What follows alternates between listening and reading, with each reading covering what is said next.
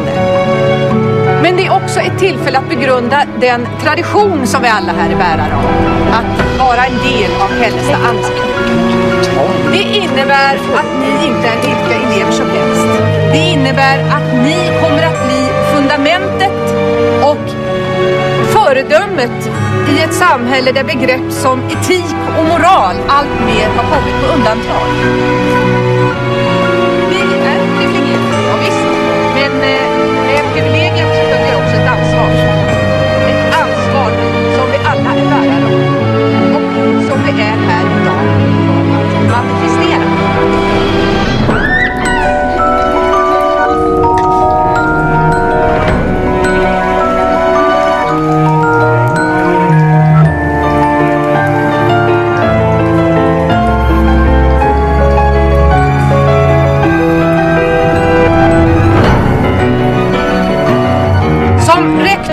Förstås en stor del av det här ansvaret och inte bara då för den undervisning som bedrivs här på Hällestad utan något som kanske rent är större. Att ni ska växa upp som människor och utveckla de förmågor som finns. Så att ni kan ställa ut i livet fria, framgångsrika och självständigt tänkande individer. Detta är inte min förhoppning. Det är min övertygelse. Ja, jag vill med dessa ord höja mitt glas och tillsammans med er utbringa en skål för Hällestad-andan. Skål!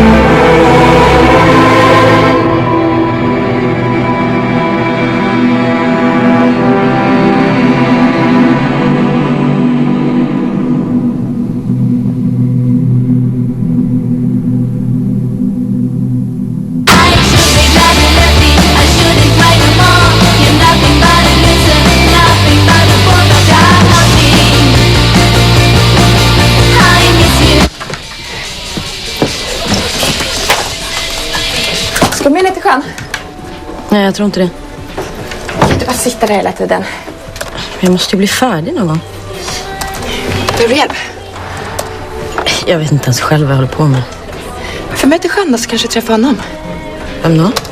Han. Strandvaskan. lägg av.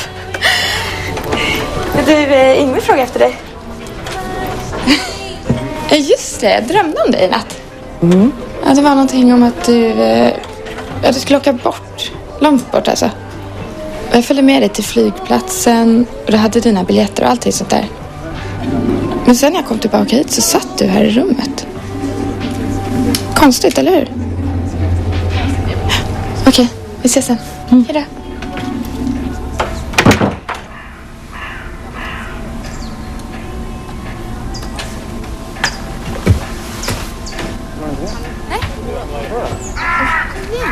Så det Yngve, du har valt att skriva om fotbolls-VM 94. Ja. Det är visserligen en historisk händelse, men jag vill ändå att du berättar för oss vad du har för infallsvinkel. Ja, jag börjar med gruppspelet. Sen så avancerar jag fram till Ravellis räddning. Och så, så vidare. Grattis. Sara, hur går det för dig? Bra, det finns inte så mycket material som jag trodde bara. Nej, men det är just det. Det kanske är just det. Bristen på material som gör intressant, eller hur? Här har vi faktiskt en äkta tragedi ur verkligheten som under 100 år har utvecklats till en lokal spökhistoria. Vore det inte väldigt spännande att få veta hur den här vanliga bonden har förvandlats till strandvaskaren? Det är väl så han kallas i folkmun. Apropå det så vill jag säga en sak om den här helgen. Visa lite respekt. För... vad då? För Rebecka. För det som hände för ett år sedan. Vi upprätthåller ju bara en av skolans traditioner. Hej Thomas, ursäkta. Ja, varsågoda. Jag vill att vi hälsar 2 nya elever välkomna hit till Hällestad. Det är Leo Berggren och Felix Strömberg. Strömblad. Ja, tack. Leo bor i Mexico City och har valt att tillbringa 2 terminer här hos oss. Och Felix har sökt sig hit för att studera matematik under professor Ek. Och det är vi naturligtvis glada över. Måns, Ja. du tar och presenterar Felix och Leo för husfar efter lunch. Jag vill också passa på och påminna er om mobiltelefonförbudet som gäller från och med den här terminen. Alla utan undantag lämnar sina telefoner till expeditionen. Ja, Thomas, då kan du ta över från här. Tack.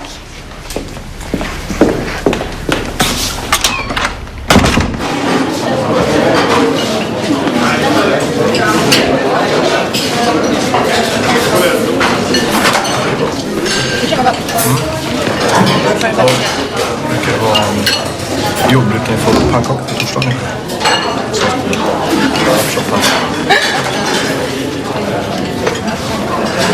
Är det ledigt här? Ja, visst.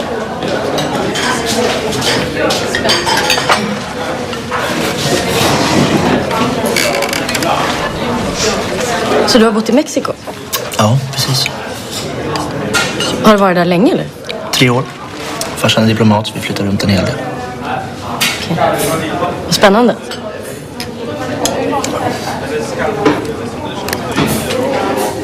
Jag gillar mexikansk mat. Du vet, såna här rullar med mat i.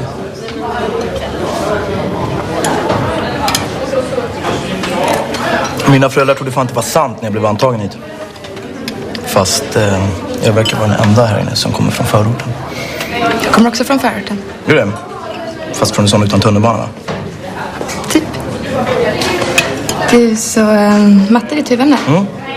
Det är det jag är bra på. Fast om du tycker det verkar tråkigt så kan man vara bra på något annat. Nej, matte, det är jättekul. Det finns ju de här majschipsen som är hårda. Och sen så... Eller jag menar de här runda rullarna som det är olika...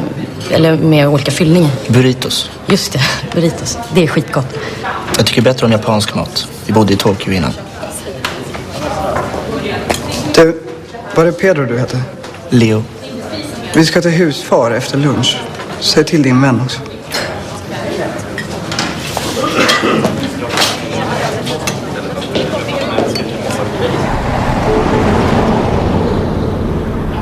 Han lider av en patologisk fixering vid sin dotter. Inget incestuöst så vitt man förstår. Misshandlade julafton 1992. Sin fru döds. Men enligt egen uppgift var upprinnelsen att frun spritt stearin på dotterns nya lackskor. Och för ett år sedan tog alltså dottern livet av sig. Ja, det är svårt att säga hur det där har gått in, för han talar om henne som om hon fortfarande lever. Hon hette... Rebecca Richter.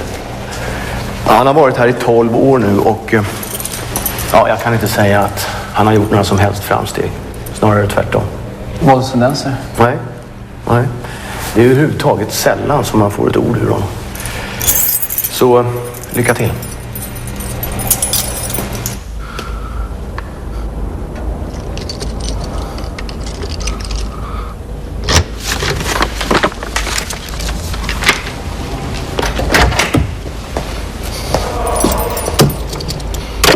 Hej. Jag heter Frank Eriksson och jag ska börja jobba här. Jag ska inte störa, jag vill bara hälsa.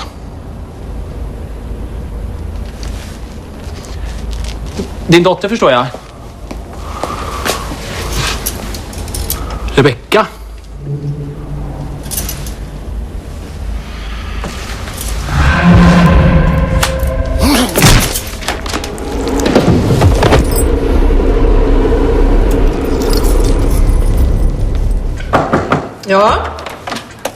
Ja, Thomas. Kom in. Jag hörde att du hade synpunkter på helgens festligheter. Vem har sagt det? Det kanske inte stämmer. Nej, egentligen inte. Jag bara vet om tona ner det hela lite. Det som hände var fruktansvärt, det tycker vi alla. Men flickan var labil, hon var psykiskt sjuk. Det är ingenting som skolan kan lastas för. Kanske inte. Vissa av eleverna har känt sig utpekade, så vitt jag förstår, helt utan grund. Ja, vi kan nämna namn om du vill. Måns Weine till exempel. Då vill jag också nämna ett namn. Rebecca. Hon mådde säkert inte så bra innan hon kom hit, men hon blev inte bättre här. Jag har bara försökt prata med vissa elever om Rebecca, inget annat. Och när det gäller den här festen så tycker jag personligen att man kan flytta den till en annan dag. Varje skola har sina traditioner och just den här ser jag att vi håller fast vid. Det är ju 100-årsjubileum i år. 3 elever blev mördade för 100 år sedan, det måste vi ju fira. Det här är din 3:e termin. Trivs du här på Hällestad? Ja, tack. Ganska bra. Jag har förstått att eleverna tycker mycket om dig, Thomas, och det är värdefullt. Jag hoppas att du vet att jag jobbar hårt så att du ska få en ordentlig lärarbostad. Du kan ju inte bo i ett elevrum hela tiden. Jag klagar inte. Nej, och det är just det jag uppskattar så mycket hos dig. Ja, det var väl allt.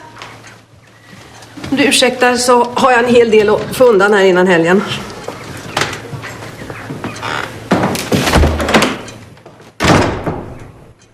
Jag sa till henne, om du nu måste åka så får du i alla fall titta. Vad gjorde hon på då? Vem? Lägg av. Har ni en femma att låna mig? Stick. Therese, har du 5 spänn att vara med? Ja. Hörru, grabben, har du stålar? En femma? Hörru, har du 5 spänn att låna? 2 månader, Robert. Men vad fan? Jag är fattig. Marcus, har du 5 spänn att låna mig? Nej.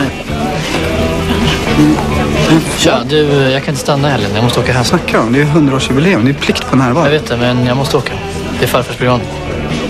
Nej, det går inte. Du får flytta den. Jag kan inte flytta på begravningen. Säg vem? Säg farfar. Nej, ja, jag flyger till London ikväll. Du gör precis som du vill. Bengt? Ja, Min mobil. ja just det.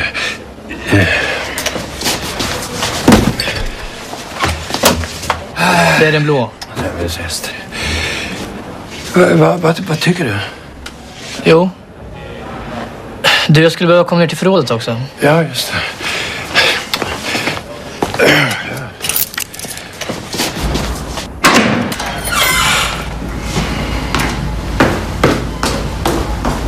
Glöm inte att släcka och slå igen dörren. Bengt! Nu har en av lamporna slocknat vid huvudentrén. Har du inte märkt det? Nej, Det ser förfallet ut. Alla lamporna ska lysa. Annars är det ju helt meningslöst att ha dem där. Ja, jag ska ordna det. Det är väldigt bra om jag slipper att påpeka sånt här i fortsättningen.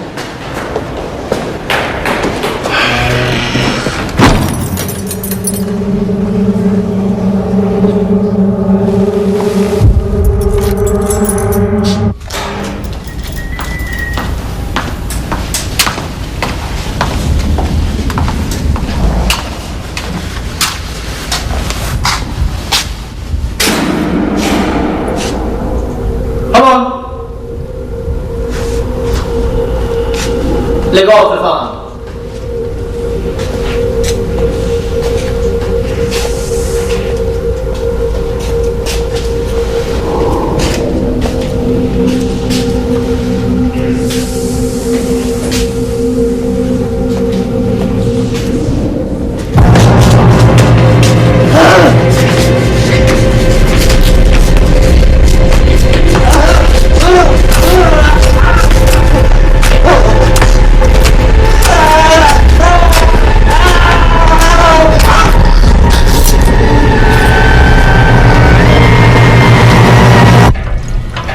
Bengt.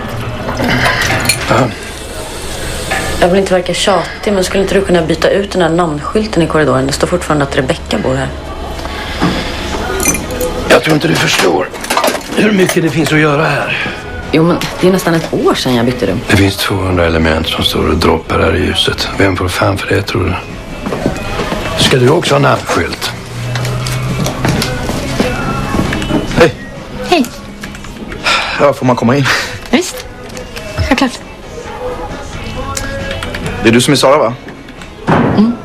Felix. Jo, jag vet. Jag tänkte bara höra en sak. Den här festen i helgen. Therese berättade att du håller på och skriver om något som handlar om det där. Vad gjorde hon? Ja, det kanske var en hemlighet. Nej. Vad vill du veta? Nej, jag tyckte bara det lät jävligt intressant. Tänkte du kanske vill berätta lite om du har tid. Och så. Men kom igen, Sara. Det är jättespännande. Snälla. Du. Ja, jag behöver lite luft. Kom, ska jag visa. Hur gammal var den då? Jag vet inte. Den var nog rätt gammal. Jag var 5, tror jag. Vad fan är det där? En gammal brunn eller något. Och så gräva igen den, har han sagt. Det där är fan livsfarligt. På den här gården bodde en bonde för 100 år sedan med sin familj. Han hette Erik Skarp.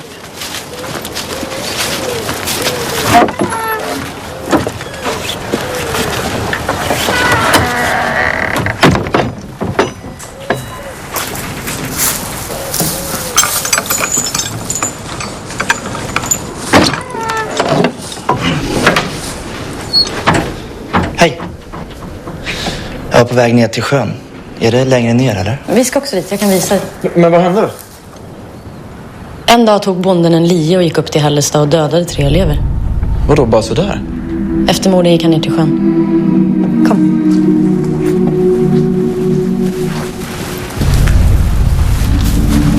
Man hittade lien här på stranden. Han gick ner i sjön och dränkte sig. Men kroppen hittades aldrig. Ja, sen då? Exakt 1 år senare kom han tillbaka till Hällestad. Vadå, så han var inte död? Jo, han var död. Han var en strandvaskare. Men vad då för något? En drunknad svålnad. En natt varje år kommer han upp i sjön och går omkring i korridorerna på Hällestad.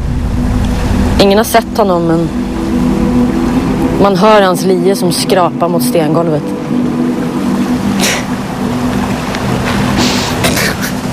Du, det där sa fan ingenting om när jag lämnade min ansökan. Varför? Vadå? Varför gjorde han det så? Det är det ingen som vet. Ni ska gå tillbaks.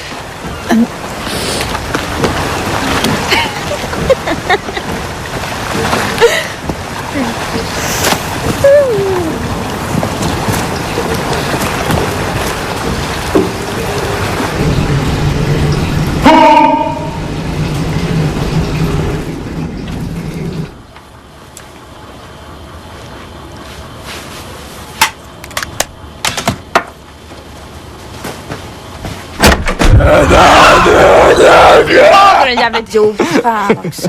Blev du rädd? Men det här var bara tester. I helgen kommer det bli riktigt jävla läskigt. Väx upp för fan, det där är inte ens kul. Vad håller ni på med? Yngve vill knulla. Nej, då vill jag ju också vara med. Fixar du det, Yngve? Va? 2 på en gång.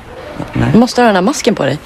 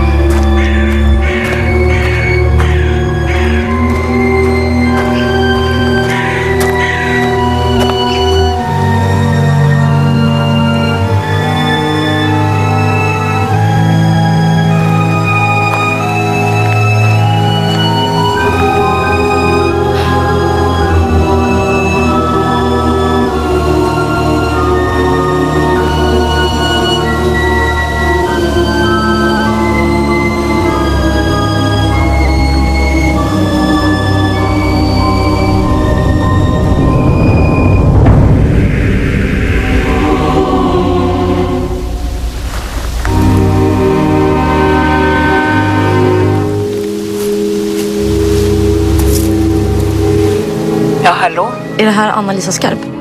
Ja. Hej, jag heter Sara Engman och jag går på Hällestads internat. Jag håller på att skriva en uppsats om... Eller, jag undrar om ni vet vem Elvira Skarp var? Jag hittade hennes gravsten på kyrkogården och så tänkte jag att det kanske var en släkting. Hej. Hej. Det händer inte så mycket här, va? Nej, det är rätt lugnt. En del åker in till stan på kvällarna. Jag kanske stör. Nej. Freeze, what fuck? Where's my... Hej, lille man. Jag har fått en sån jävla bra idé. Lugna ner dig lite. Vi har festen på bondgården. Gladan. Det är ett jävla råtthål. Ja, men det är ju det som är grejen. Där kan vi ha världens jävla fest utan att någon bryr sig. Varför inte? Ju längre bort från kärringen desto bättre. Okej, jag ska tänka på saker.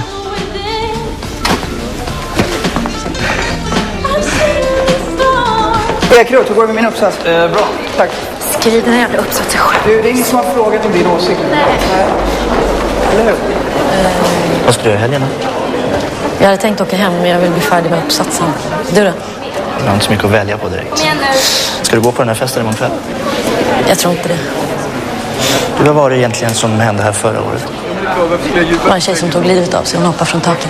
Men visste ni att Felix pappa är svensk mästare? Vad var det heter? Casting. Ni vet, man kastar med spön på land. Alltså man kastar inte själva spöet, det är ju linan man kastar. Nej, men det är på land i alla fall. Det är helt sjukt. Men vad är det för sjukt? Vad är det för sjukt? I Frankrike är det jättestort. Lite uppmärksamhet. Inga lektioner imorgon fredag, om någon mot förmodan skulle ha missat det.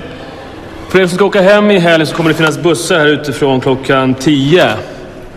Kom i tid. Och så har Bengt tappat en nyckelknippa nu igen. En veckas uppskov med diskningen för den som hittar den.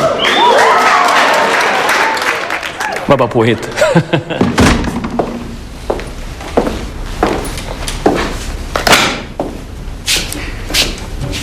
Vi har ju fått en ny elev i klassen med särskilda färdigheter i det här ämnet, har jag förstått.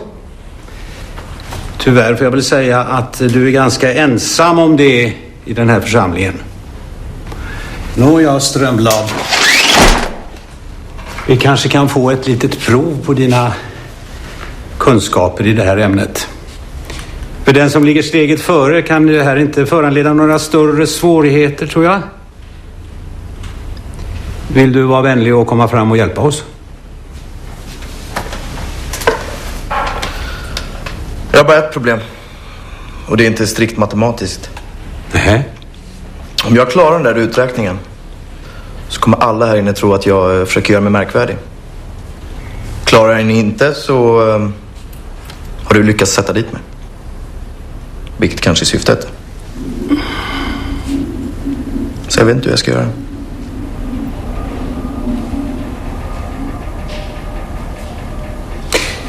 Vi kanske får återkomma till den här frågan lite längre fram när du har tänkt över det hela. Då slår vi upp sidan 111. Och med sorg i hjärtat får jag konstatera att vi måste gå ytterligare ett varv i differentialekvationernas underbara värld. Hur fan vågar du? Han var ju helt bortgjord. Jag vet inte, det kanske inte var så smart. Kunde det där talet? Det är bra, Strömblad. Du har fattat vad det handlar om. Visa respekt men ta ingen skit. Det här är inte en skola för fjollor. Om du ursäktar uttrycket. Står det så i stadgarna? Det borde det göra. Du kommer på festen? Ja, vi får se. Ta med dig tjejen.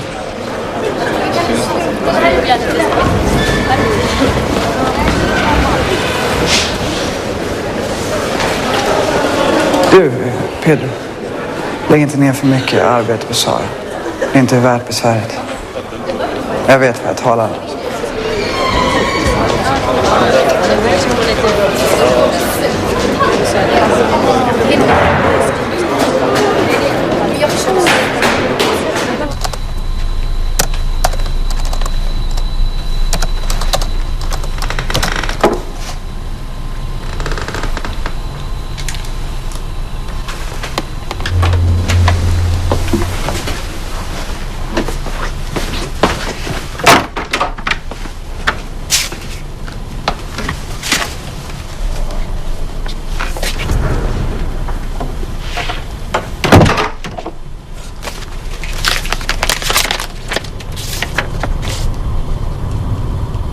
Möt mig vid den gamla ladan 7:00 ikväll.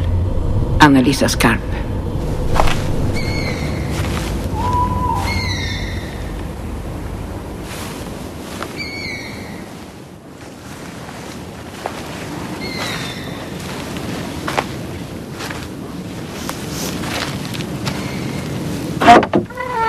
Hallå?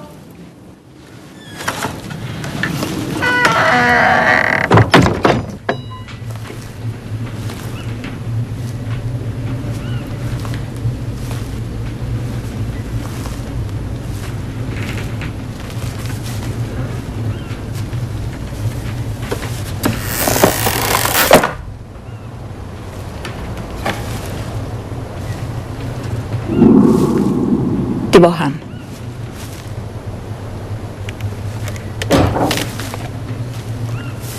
Det var min farfar som slog ihjäl de där pojkarna. Du är Sara, förstår jag. Det var du som ringde. Ja, just det. Jag håller på att skriva en uppsats om Hällestas historia. Och du skriver om min farfar. Ja. Vad var det du ville veta? Elvira Skarp, vem var det? Jag hittade deras gravsten på kyrkogården och hon dog samma dag som din farfar. Hon var bara 14 år.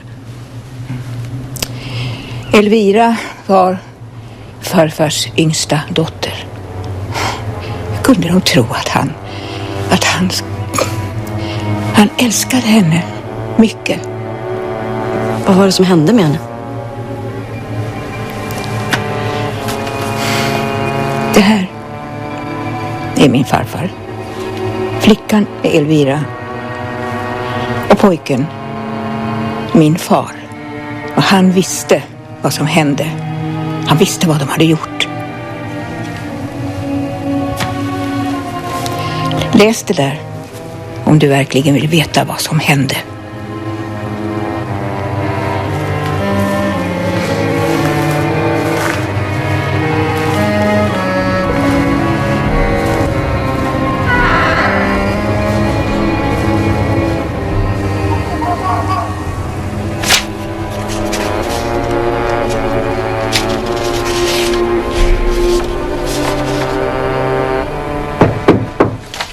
Kom in. De andra åkte in till stan. Therese sa att du kanske kände dig lite ensam. Therese är okej, men hon snackar ganska mycket. Vad gör du för något? Kom in och stäng dörren.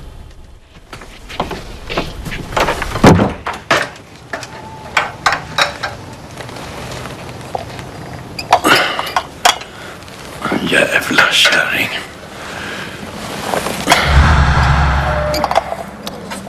Som om jag inte hade annat att göra.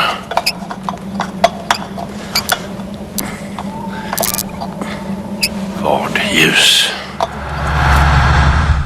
Enligt polisutredningen så våldtog Erik Skarp sin dotter. Hon var bara 14 år och så ströp han henne. Sen gick han upp till Hällestad och högg ner de här 3 eleverna. Och tidningarna skriver mycket som helst om det här, men dottern nämndes nästan aldrig. Lyssna på det här. Jag såg 3 elever från Hällestad. Det var inget konstigt. De brukade ju promenera i trakten. Resten av dagen arbetade jag tillsammans med min far på gården. När Elvira inte kom hem till kvällsvarden gick vi ut och letade efter henne. Nere vid sjön gjorde far en fruktansvärda upptäckten. Elvira låg död i det höga gräset. Hennes kläder var sönderslitna. Bredvid kroppen hittade vi ett fickur med en namninskription. Jag berättade för min far vad jag sett tidigare på dagen. Utan ett ord lämnade han platsen. Jag såg honom aldrig igen. När jag lämnade fickuret till polisen beskyllde de mig för att ha stulit det på skolan. De sa att de skulle se mellan fingrarna den här gången.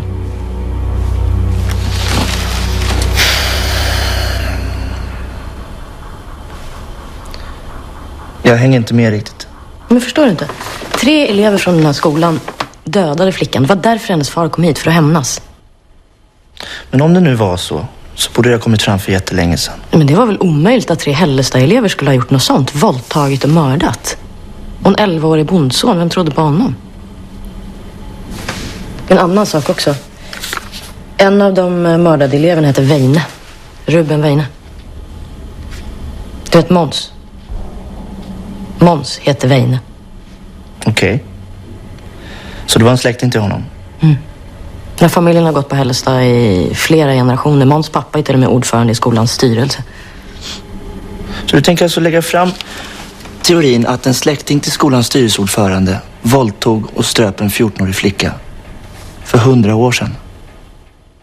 Tänk om det var som någon sa då, att killen faktiskt ljög. Det kanske är bäst om du låter det här få vara en spökhistoria. Men fattar du inte? Det är ingen spökhistoria längre. Nu vet vi vad som verkligen hände. Står ju här, allting.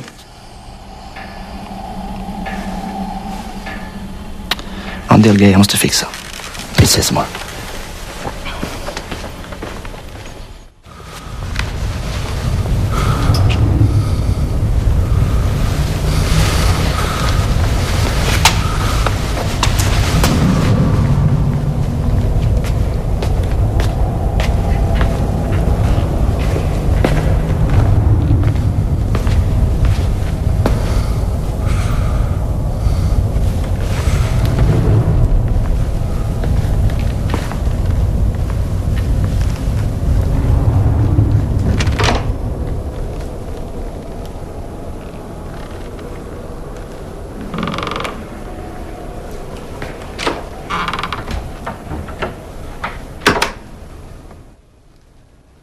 Jag har haft kul.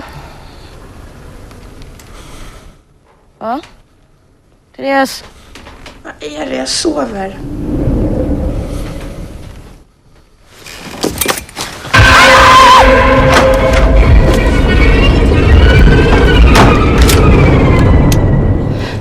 Vad är det du håller på med? Det var någon här inne. Jag trodde det var du. Jävla Yngve, skit i honom.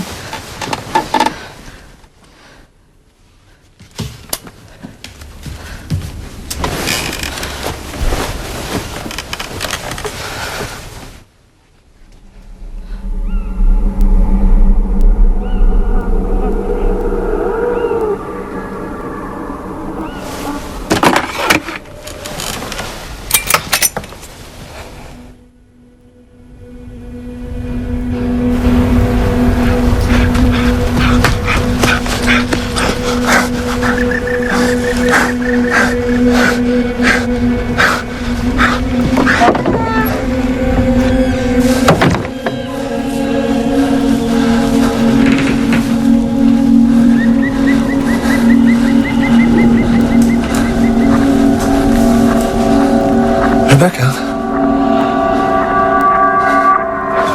Svikare! Eliten får ta sitt ansvar, så har det alltid varit. Precis. Hur många kommer det ikväll, tror du? Damer? Typ. Yngve, typ. Vad är det för uttryck du använder då? Måns? Skulle jag kunna få prata med dig lite? Ja, självklart. Där inne helst. Okej.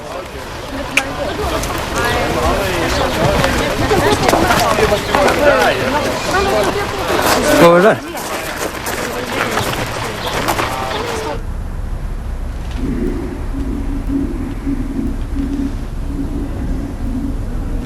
Jaha. Och vad har jag med det här att göra?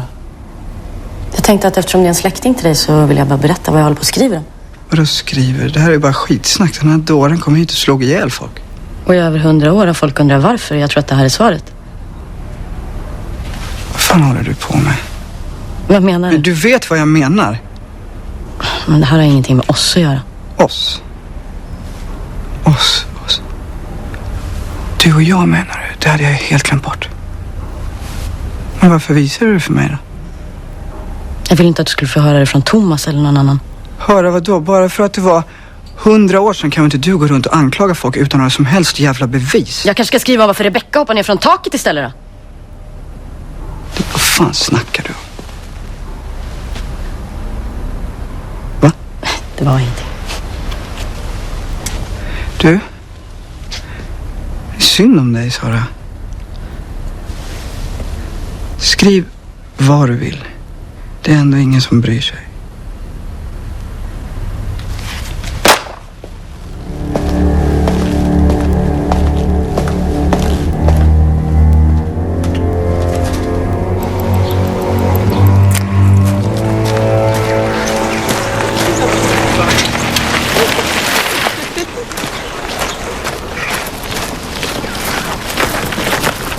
Vad ville hon då? Hon ville bara prata lite. Vad har ni två pratat om? Ingenting, vi kan ta det sen. Du skulle ju dra iväg med någon som skulle bli ett jävla liv.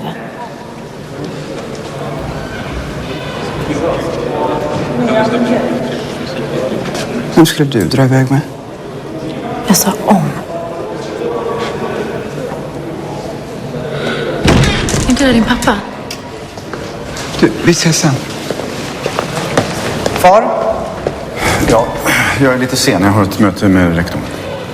En tjej här på skolan påstår att din farfars farbror har slagit ihjäl en 14-årig flicka efter att ha våldtagit henne. Jaha. Ja, känner du till något om det? Vadå? Ja, är det sant? Det är klart att det inte är sant. Du kan ta och ringa din mamma någon dag. Hon skulle nog uppskatta det. Hon kommer inte våga skriva om dig. Hör inte du vad jag säger till dig? Det handlar inte om mig personligen, det handlar om min familj. Okej, men du behöver inte bli arg på mig, det är ju inte mitt fel. Nej, men lär dig lyssna då, Ja, för men jag lyssnar helvete! Vi kanske borde ta det lite lugnt. Lugnt? Ja. Vadå lugnt? Borde vi det? Nej, jag menar bara att... Du menar bara vad? Vad menar du? Menar du det där psykfallet eller? Va? Var det vårat fel att hon hoppade ner från taket? Va? Va? Nej. Vi ska bara ha lite skoj med henne, okej? Hörrni killar. Jag har en jättebra idé.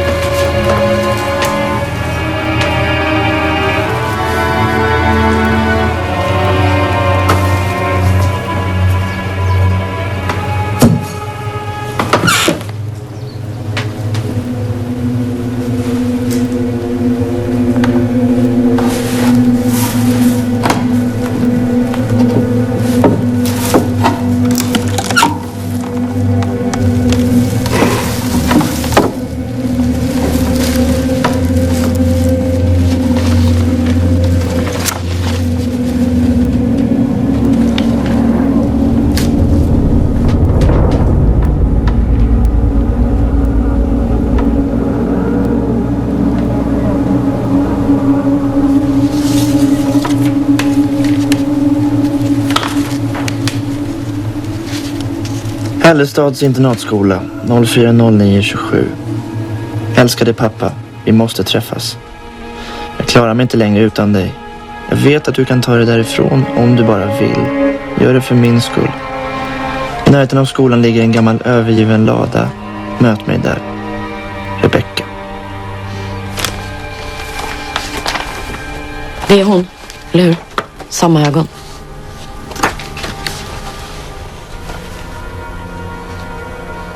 Okej. Med risk för att låta dum, men hur kunde hon skriva ett brev för en vecka sedan om hon dog förra året? Det kan ju vara en annan Rebecka. Det kan ju vara vem som helst. Reste någonstans? I ettan. Therese fick massa kort. Här är ett från London.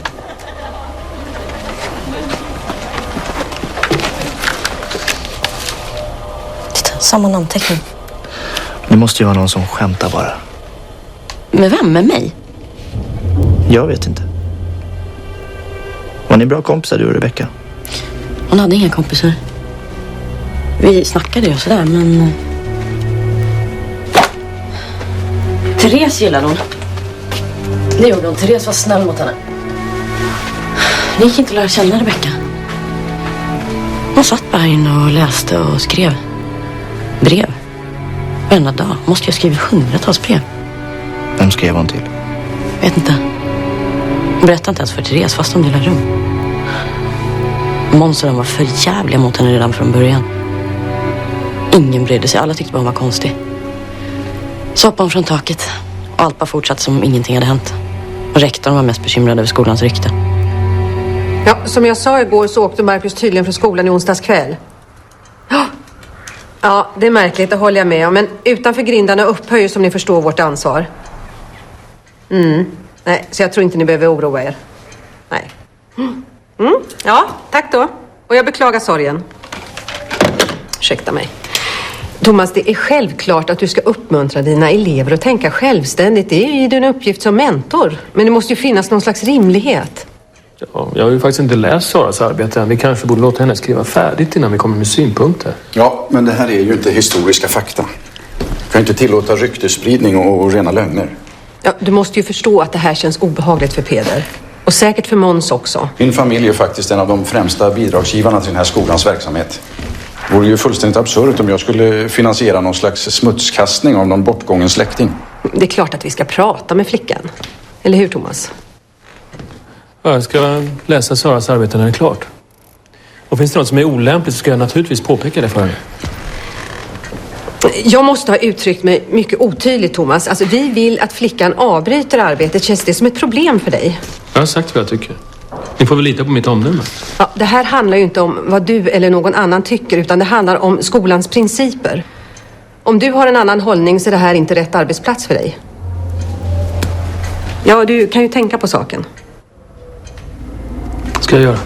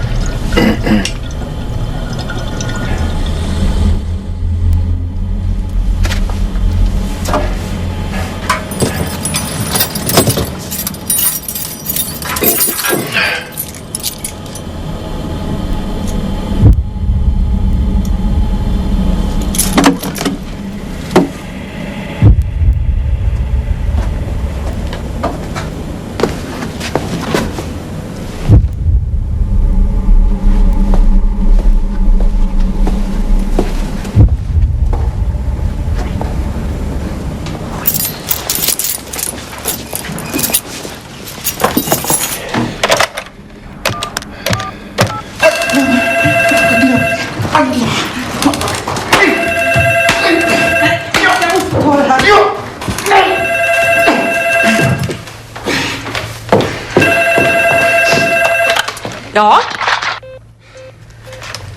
Jävlar. Bengt.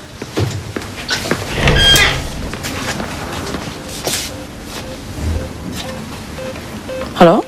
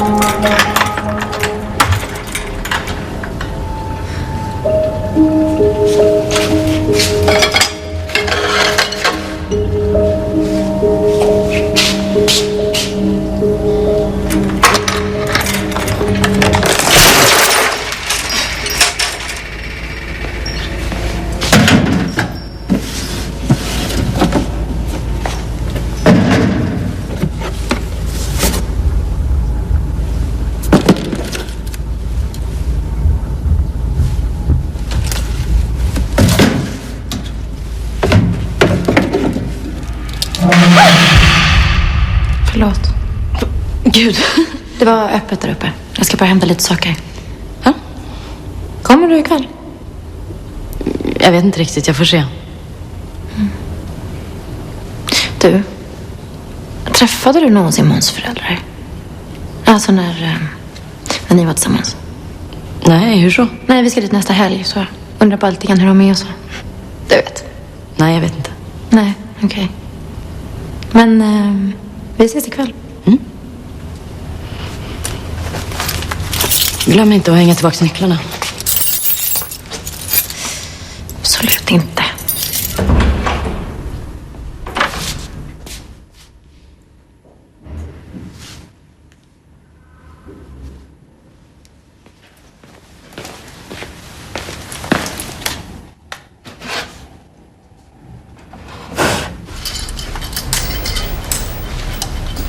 Vem har skrivit det här? Det är ju helt sjukt.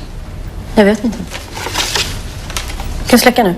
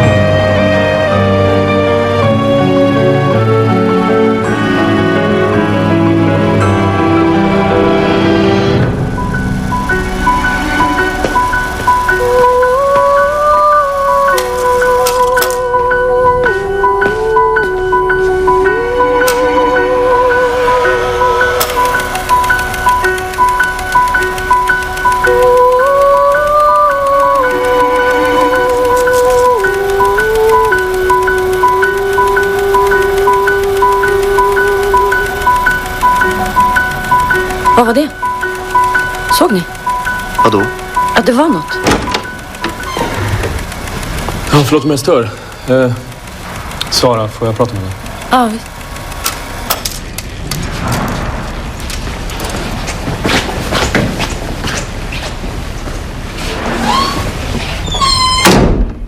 Jävla svinen. Vadå? 2 dagar efter Rebeckas självmord så kom han hit. Vad han heter? Styrelseordföranden. Måns farsa. Peder Weine. Just det. Han bad om ursäkt för att de hade tagit in henne vid skolan. Som det var oss det var synd om. Jag hade ju fan plågat henne ett helt jävla år. Jag sa det. Jag sa det till honom. Vad hände? Han sa att jag skulle koncentrera mig på studien och inte anklaga folk utan bevis. Vadå? Alla visste ju. Det var bara annorlunda. Det var allt.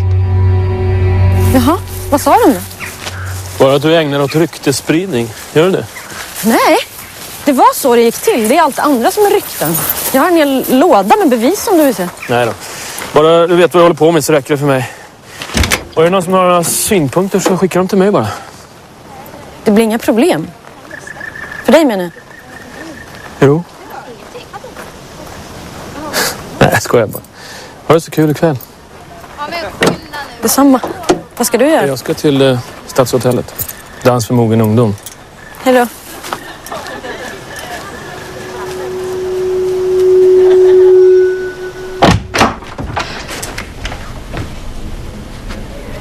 Hej Sara. Hej. Jag tror inte att jag har haft tillfälle att presentera mig för dig ordentligt. Peder Weine heter jag. Jag har ju själv gått här på skolan som du säkert vet. Och min far också. Och min farfar och så vidare. Och så vidare. Håller du på med någon idrott? Va? Nej, inte direkt. Ingen idrott? Nej. Jag förstår. Det är som med Måns. Du känner ju min son, eller hur? Mm. Intressant. Ja, min tid var det annorlunda. Då hade vi rodd på schemat. Jag kommer ihåg vi var ute på sjön flera dagar i veckan. Jag kanske tråkar ut dig. Nej. Trivs du här på skolan? Ja, visst. Du går ju ditt sista år nu. Vad ska du göra sen? Jag vet inte, jag har inte bestämt mig riktigt. Det är bra det. Det är bra det, man ska inte förhasta sig. För mig var ju allting förutbestämt. Men du har ju möjlighet att själv välja vad du vill göra med ditt liv. Det är faktiskt en sak som jag avundas dig. Oj då. Ja, lilla Sara, det var ju trevligt att talas vid.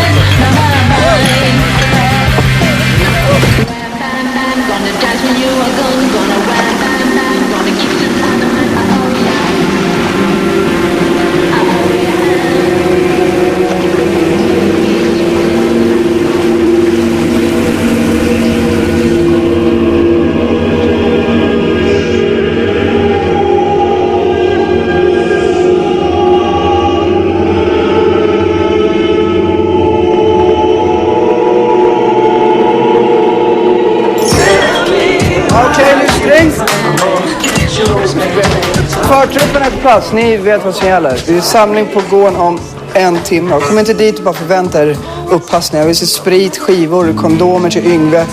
Ekerot, tar du med den där gitarren så slår jag fan ihjäl dig. Hej Sara, kommer du på festen eller? Hon ska vara hemma med ett sjukt barn. Okej, kom igen. Fan väntar ni på, kom igen. Du, Pedro, glöm inte bort vad jag sa om Sara. Det är bättre att göra det själv.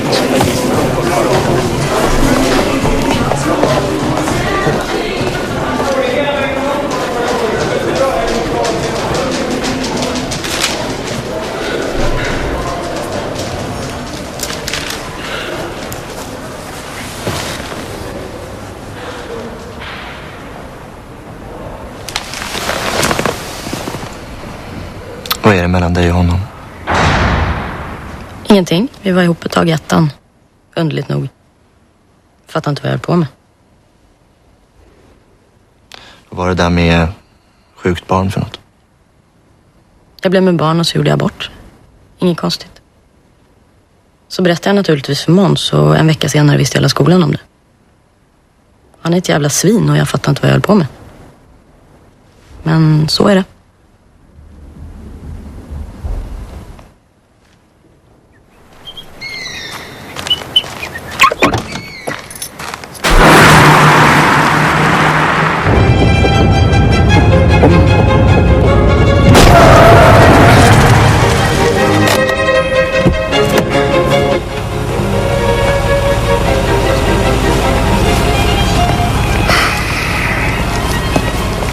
Ja, det är kul hörni.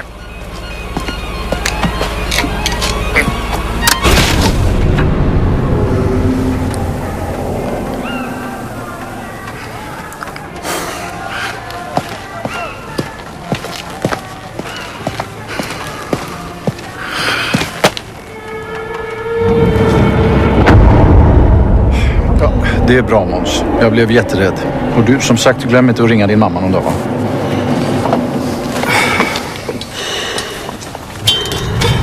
Nu, det räcker nu. Så jävla roligt är det inte.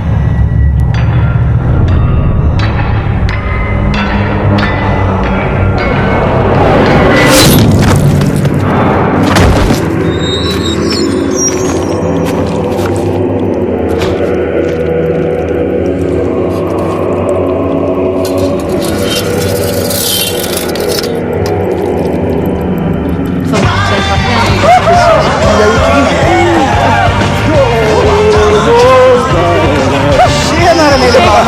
Hur går det för dig? Bra! Tjena brudar, är det bra?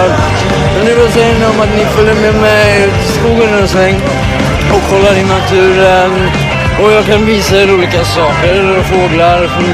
Min farsa, han är sån här gynekolog. Ornitolog! Skojar bara. Ska ni med då? Vad säger ni? Nej, bra. Vadå då? Tråkiga? Fan! Nej, gud! Jag missar you.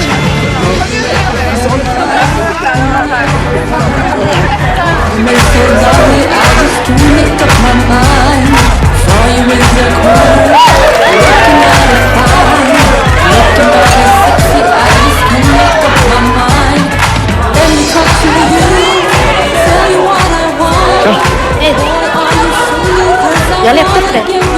Ja, varför då? Har du kul då? Jo då, det är väl okej.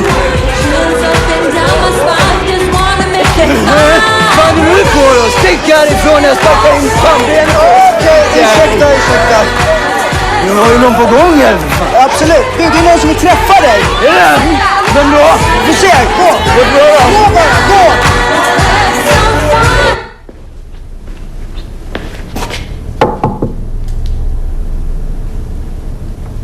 Hallå? Leo?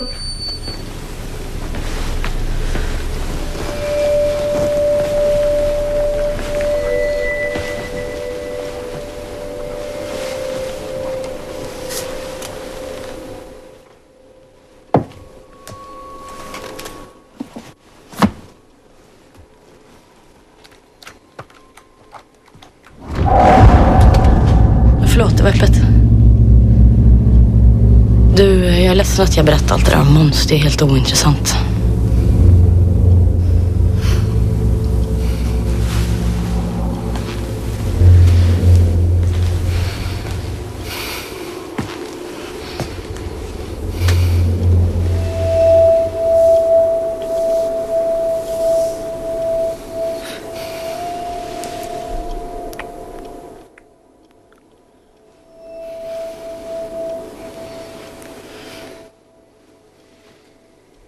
Ska vi gå bort och kolla läget?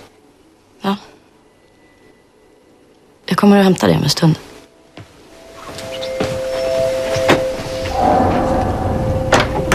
Vem är det då? Nej, men vem är det som vill... Håll käften! Ja, så är det någon brud? Är det någon kåt liten fitta? Det är tyst. Hallå, är det några sköna brudar som vill knulla? Okej, jag är tyst. Var tyst. Nej, fy fan, du är ju så vidrig alltså. Kan inte jag få en liten puss bara? En liten puss. Kan du inte bara hångla med dem? Du är dum i huvudet. Oj,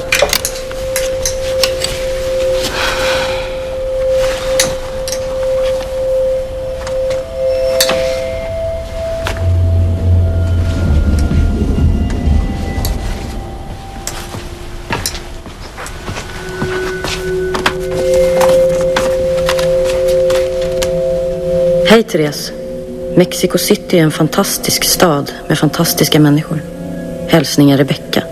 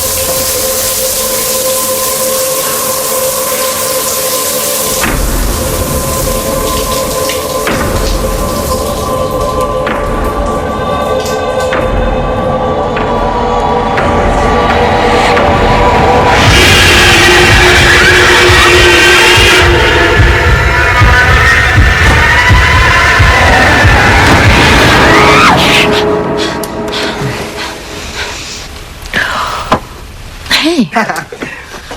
Din jävla fitta!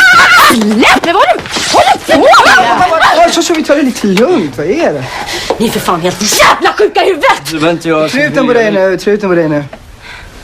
Saken är den så här att vi ville bara titta in lite här och se hur du har det. Kan inte du ner på festen eller? Kolla vad hon gjorde! Kolla med mina kläder! Kolla! Jag drar.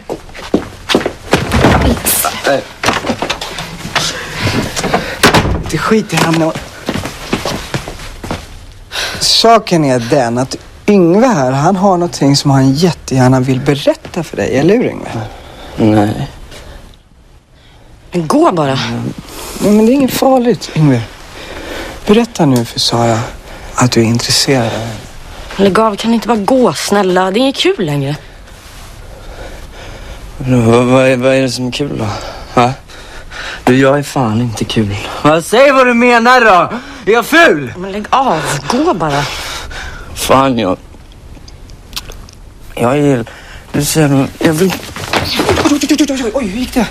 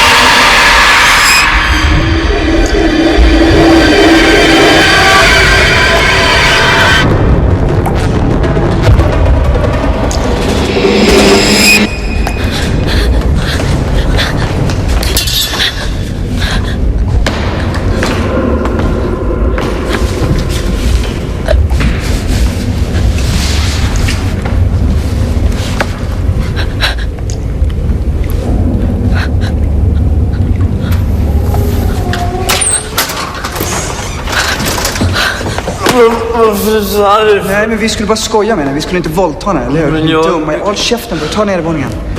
Ta nedervåningen!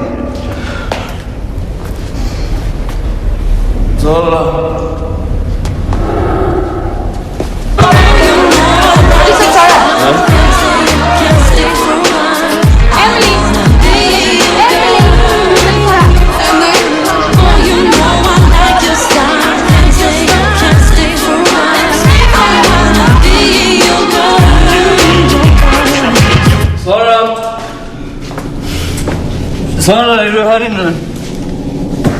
Sara, det är bara jag. Jag vet inte vad det är. Det är bara den lilla Yngve som letar. Sara. Vi skiter i alla andra. Vi skiter i dem. Vi kan väl prata lite bara du då.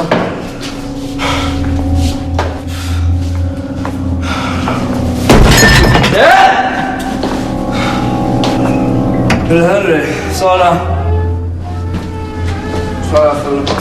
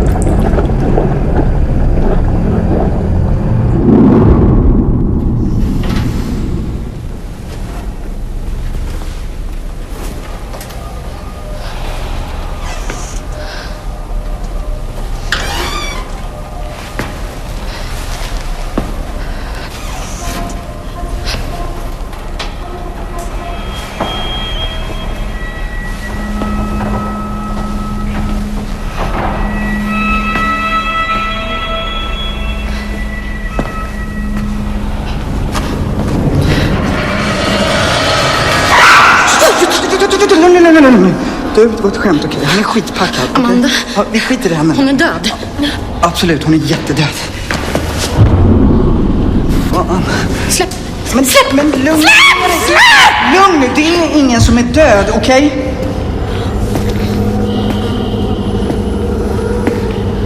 Jävligt imponerande party där. Du får ta ner den där kniven, Maj.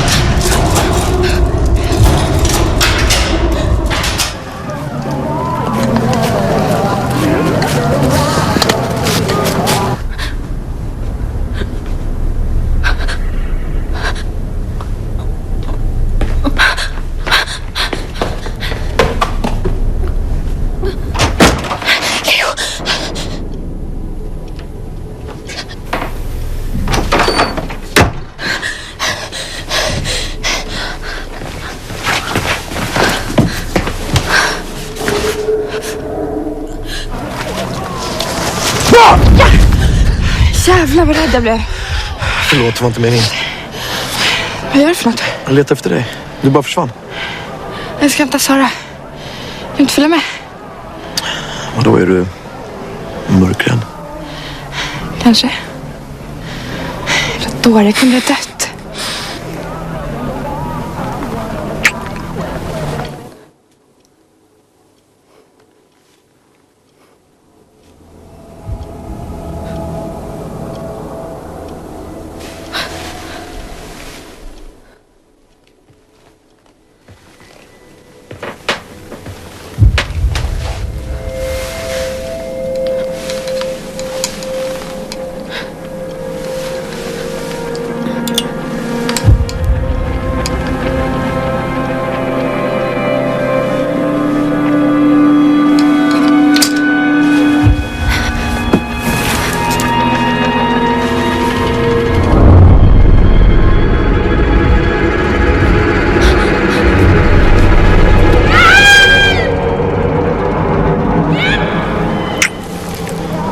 Vad är det?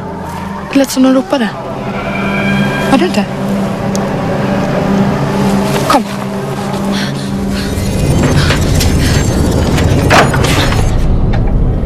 Vad är det?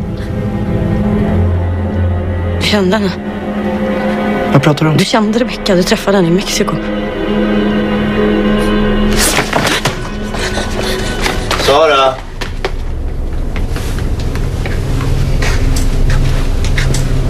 Sara!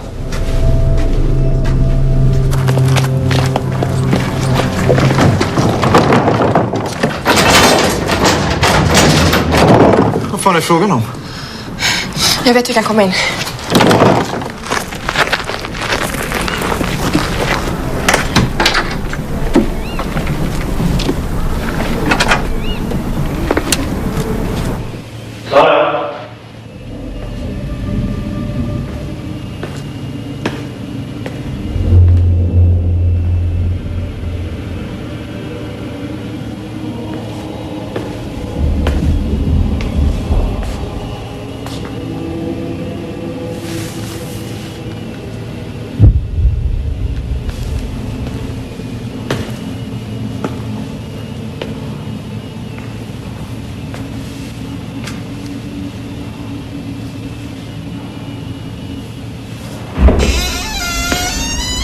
Hallå?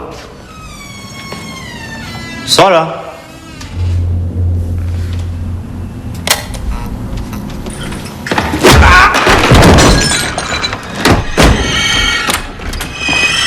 Sara, vad håller du på med? Porten är låst. Vem är det som har gjort det? De är döda. Vad sa du? Men vad är det som har hänt? Han kände henne. Han kom hit för hennes skull. Alla brev. Vem pratar du om? Leo. Nej! Nej! Det är Måns, eller hur? Vad fan är det nu han har gjort för någonting? Ring polisen. Men du... Ring polisen! Gör det bara! Therese går och ringde, vänta här. Okej. Ja, jag går till Bengs kontor och ringer. Men vad vill du att jag ska säga? Säg att de ska komma hit. Säg att det har hänt något fruktansvärt. Det är något fel på henne. Jag går och ringer rektorn.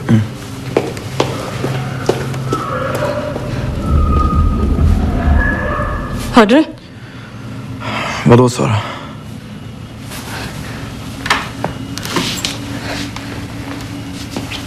Han kom hit för hennes skull. Va?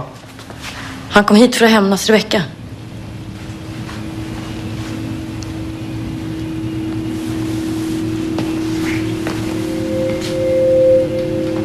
Det var något. Jag såg någonting. Släck lampan!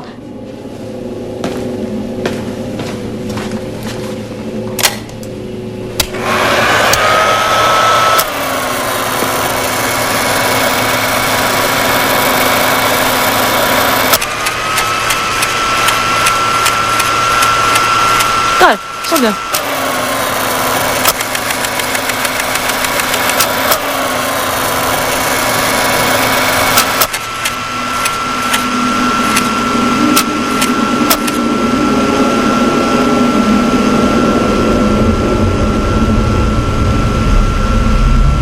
Vem är det? Det är hennes bror. Men de fick inte växa upp tillsammans.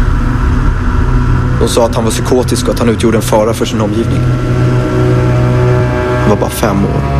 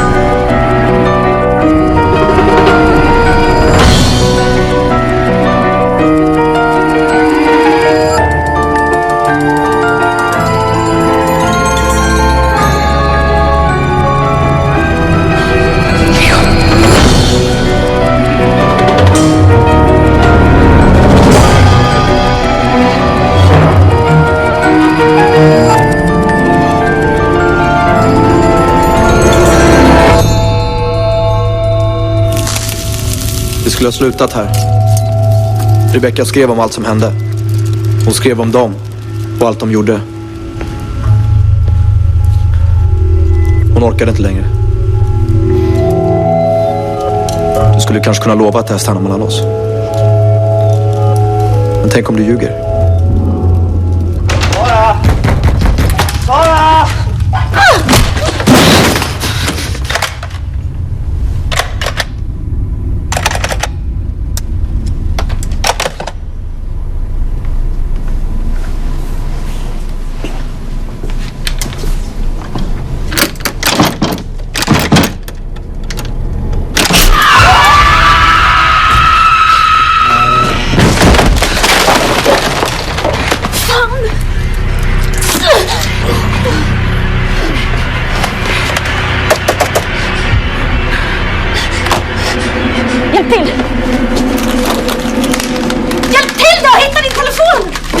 var. Du kom in. Va? Nej, men kom in! Du var Felix! Va? Källaren.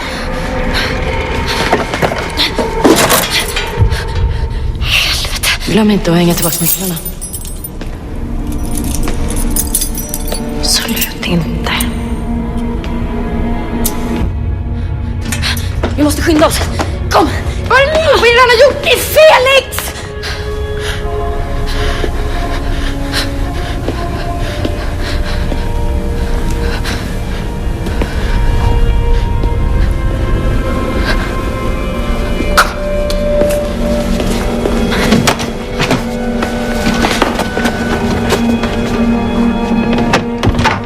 Tänd.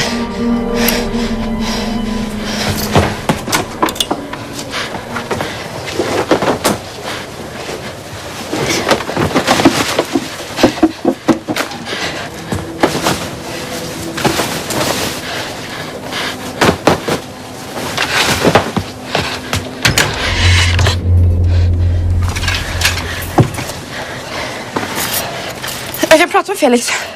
Han dödar människor, Therese. Vad ska ni prata om?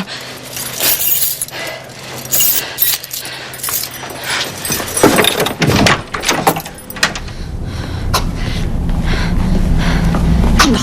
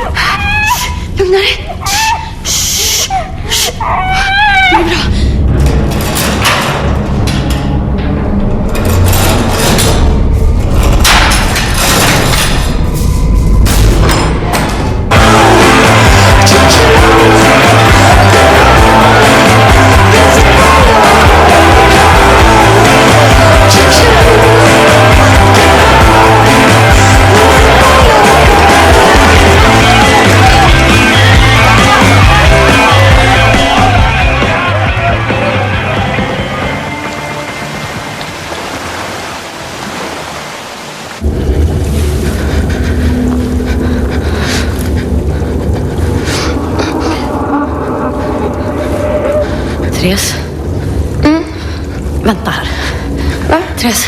Va? Vänta bara, jag kommer.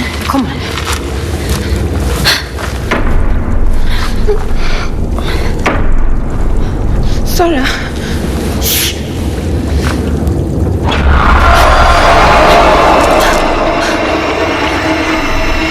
Therese, nu måste du hjälpa mig. Upp! Klättra upp där!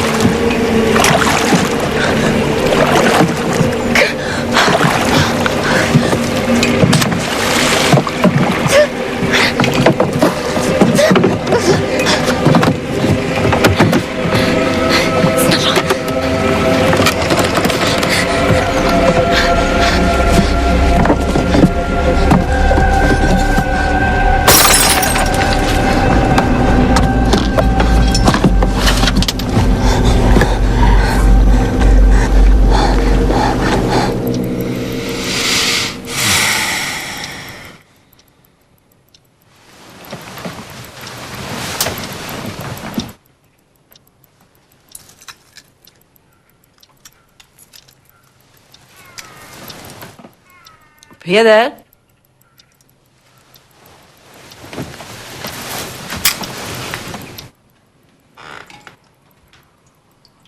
Peder?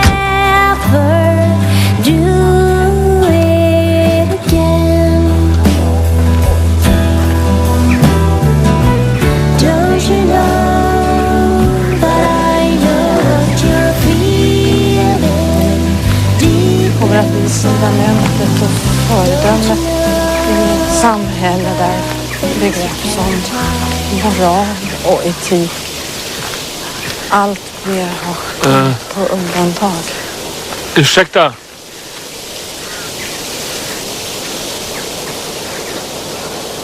Ni är privilegierade, ja visst. Men med privilegiet kommer också ett ansvar. Ett ansvar som vi alla är bärare av och som vi är här idag för att manifestera. Ja, jag tror inte riktigt. Men vad gör du?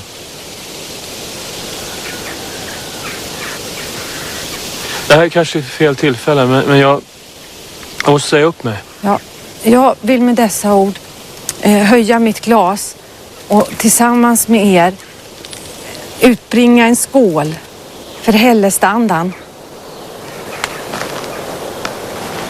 Skål!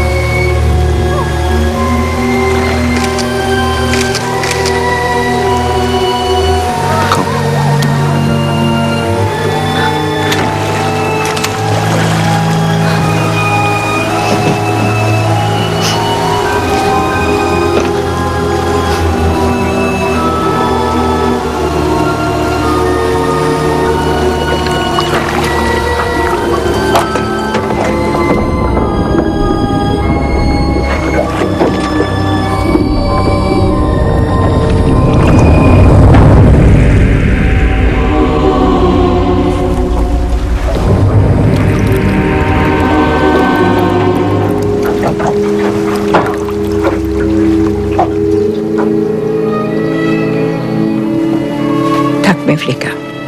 Äntligen kommer han i jorden. Han får frid nu. Sara, vi måste åka.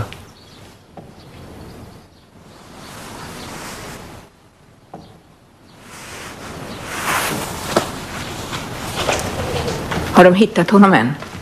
Pojken som gjorde det? Inte än, men han ligger i sjön.